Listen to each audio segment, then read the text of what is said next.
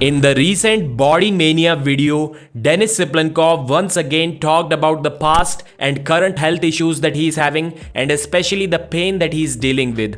And also he talked about the future expectations that he has from the upcoming surgery that he is about to get done in a few days time. So all of this started about 1.5 years ago when Denis suddenly started feeling a lot of pain, and even normal day-to-day activities like wearing socks and shoes became really difficult for him, especially on the left side of the body, especially on the left hip. And the main reason why Denis is getting this surgery now is because he cannot lean towards the left side in an arm wrestling motion. So once he goes for a pin in an actual super match or even practice pulls, he starts feeling a lot of pain in his left hip.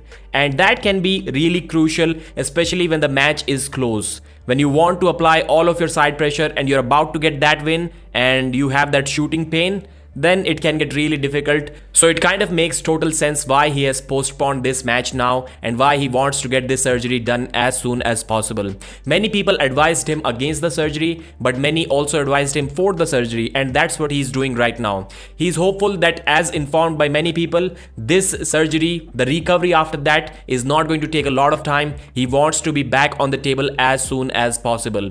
But seeing Denis Cyplenkov's current motivation, so to speak, I really won't be surprised if he takes a really long break after that, if the surgery is in fact taking him maybe 2-3 months to heal. But that's not what the doctors tell, and that's not what the people who got that hip surgery tell. So the time that is estimated is only about a month or even less than that. Denis may be out of King of the Table 11 card, but one thing that the guys that are currently on that card must learn from Denis is the promotion abilities. So Denis also does not have a YouTube channel. He has his Instagram page, but he's not, let's say, as active as Devon Larratt there. But still he promotes the matches almost as good as Devon Larratt himself. How he does that? Well, every day he's on Body Mania channel or ARMWRESTLING channel, sometimes on GOB channel, sometimes on True Power channel.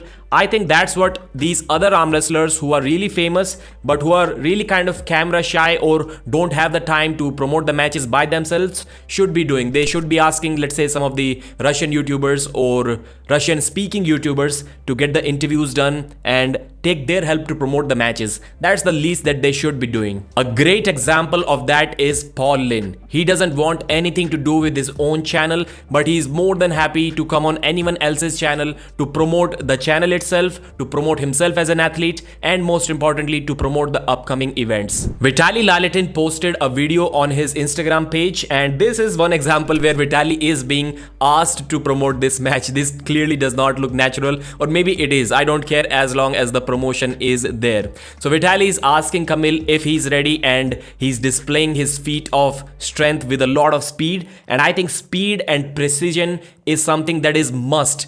It is required to beat Kamil Jablonski. Without that, I don't think your strength is going to matter. Anyone who's especially a top roller and not fast cannot beat Kamil Jablonski at all. You need to be precise, you need to be fast, like Ivan Matushenko, for example. And Vitaly is fast, especially on that left arm. But if you're asking Kamil if he's ready or not, well, the man was born ready to arm wrestle against top rollers and destroy them. So we don't even need to wait for his answer. Yes, he's clearly ready. Derek Smith uploaded a video on Reddit page talking about Brian Shaw. I'll link it in the description. It's an interesting one. You should watch it after you finish this video, obviously.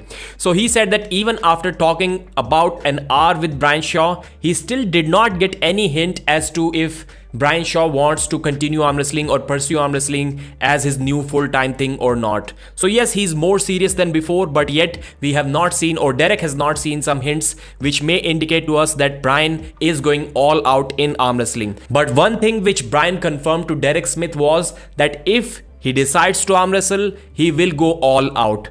Which means he has not decided yet, because he won't do anything half-heartedly. If he does that, then he will try to become the best that he can. Derek's estimate is that with Brian Shaw's facilities that he has, the gym and the training partners that he can attract towards his gym and his YouTube channel, with all of that combined and his genetics, his strength background, he should be able to reach a very good peak within 3 years of strict arm wrestling training.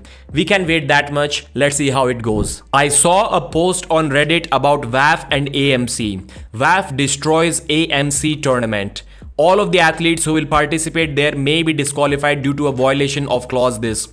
So I'll basically explain this situation to you in simple words. About a year ago, and even I talked about that on my channel, we saw the ban of Oleg Cherkasov because of some prohibited medicine that he took for his vertigo or some other illness that he was having at that time. Some people were saying that it's kind of unfair that guys who are juicing are competing at the professional events without any problem, and the guy who basically took a medicine that doesn't even give any serious strength gains as far as these strength competitions are concerned, he is getting banned. But I'll say the rules are the rules. He knew about those prohibited substances. He should have been more careful about that. So Oleg Cherkasov was one of the poster boys of this upcoming AMC card.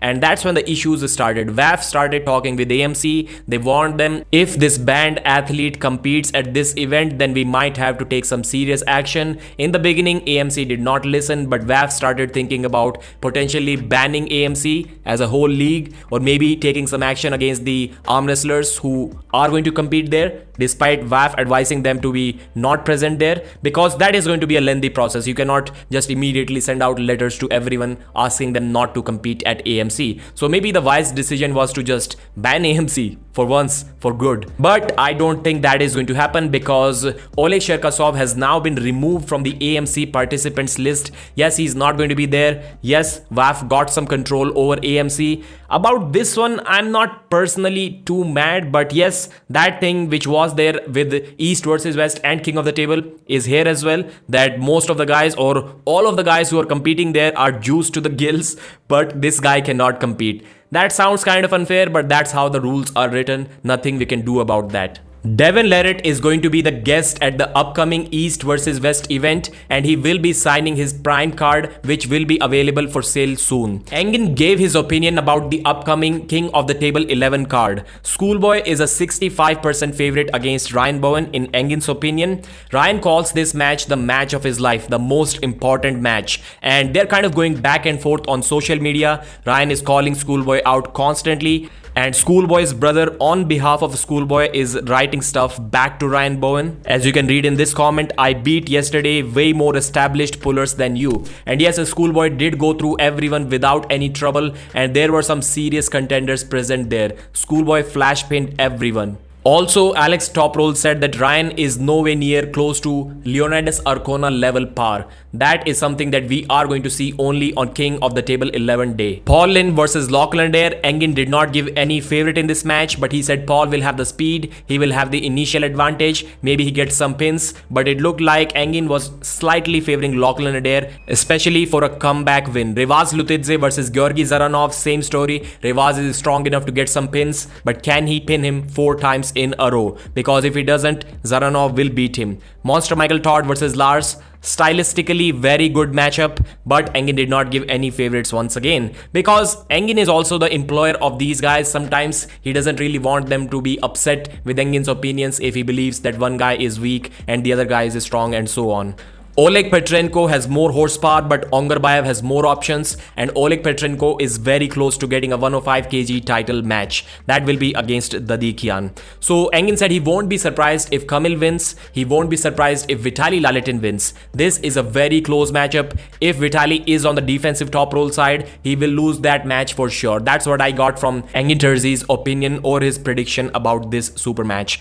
Artem Morozov is stronger. He has more endurance, but Ivan Matyushenko has more experience and more speed. It looked like Engin was favoring Artem Morozov in this super match. So Engin also created this post, which is really amazing. He asked us to rate himself as an organizer, and he gave us a bunch of options to comment on. That will be out of the scope of this video because the video will be too long, but I'll be discussing that in tomorrow's live stream for sure. But for that time, you can mention in the comments how much would you rate Engin Terzi on these specific points. Thanks for watching, like the video and subscribe.